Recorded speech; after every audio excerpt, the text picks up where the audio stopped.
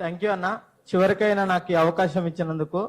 అయితే విషయం ఏంటంటే ఈ సమాజంలో విద్యా వ్యవస్థ ఏ రకంగా మారుతుందంటే నిజంగా టైటిల్లోనే విద్య కొనాలా అనే స్థాయిలో ఉంది. ఈరోజు ప్రత్యేక దినం ఏంటంటే బాల కార్మికుల వ్యతిరేక దినోత్సవం.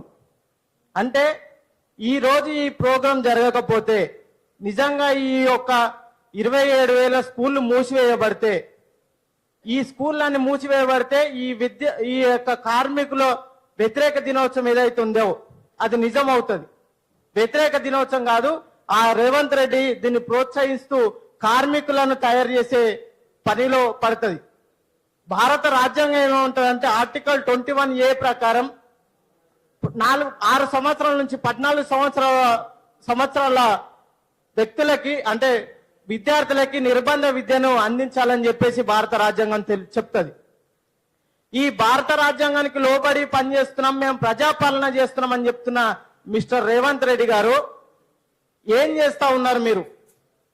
ఈరోజు ఈ యొక్క విద్యా వ్యవస్థలో నేనే విద్యామంత్రిని, నేనే విద్యాశాఖ మంత్రి, ఎవరికైనా ఇస్తే మంచిగా ఉండదని చెప్పేసి ప్రొఫెసర్లతో పొగిడించుకుంటూ ఒక రాచ మర్యాదలకు లోనవుతున్నటువంటి నీవు విద్యార్థుల యొక్క భవిష్యత్తుతో ఆడుకుంటున్నావని సైంటిఫిక్ స్టూడెంట్ ఫెడరేషన్ నుంచి నీకు హెచ్చరిక జారీ చేస్తా ఉన్నాం.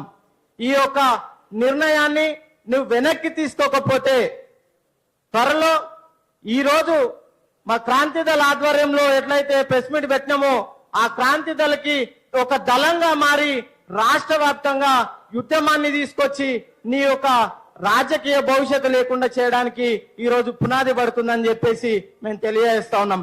కాబట్టి నీ నియంత్రిత ధోరణిని మాని నీకు అదే చిత్తశుద్ధి ఉన్నట్టయితే నీకు నిజంగా విద్యా వ్యవస్థలో నాణ్యమైన విద్యను అందించడం కోసం, విద్యా వ్యవస్థ సక్రమంగా నడవడం కోసం, విద్యా వ్యవస్థలో కుల మతాలు పోవాలి అని కోరుకునే వ్యక్తివే అయితే నువ్వు అదే చిత్తశుద్ధితోటి ఈ రోజు ప్రైవేటు వ్యవస్థలు పుట్టగొడుగులా పుట్టుకొస్తా ఉన్నాయి.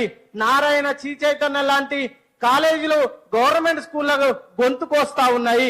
అలాగే చిన్న చిన్న కాలేజీలు గవర్నమెంట్ కాలేజీలని తడిబట్టతో గొంతుకొస్తా ఉన్నాయి.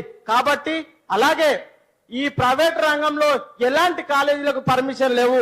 ఆ పర్మిషన్ లేని స్కూళ్లు నడిపిస్తూ గ్రౌండ్ లేకుండా, నాణ్యమైన విద్యను అందించే టీచర్ లేకుండా, టెట్ క్వాలిఫై కాకుండా, బిఎడ్ చేయనటువంటి కనీసం ఇంటర్మీడియట్ చదువుకున్నటువంటి ఎంతో మంది విద్యార్థులను తీసుకొచ్చి నువ్వు ఈరోజు టీచర్లుగా చెల్లమౌన్ అవుతున్నటువంటి ప్రైవేట్ కాలేజీల పైన నీ ఉక్కుపాదం మోపాలని, లేని ఎడల నీకు ఈ క్రాంతి దళ ఆధ్వర్యంలో మా దళం ముందుకొచ్చి నీ బట్ట బయలు చేసి నీ యొక్క భరతం అని చెప్పేసి తెలియజేస్తూ ఈ అవకాశం ఇచ్చినందుకు అన్నకి థ్యాంక్ యూ మౌర్య. ఇప్పుడు గద్వాల్ జిల్లాకెళ్ళి నాగేష్ ఉస్మానియా యూనివర్సిటీకి వెళ్ళి పీజీ చేసిపోయి వాళ్ళ ఊర్లో సర్పంచ్ అయిండు. ఒక 2-3 కలిసి దాంట్లో ప్రధాన భూమిక తనదే.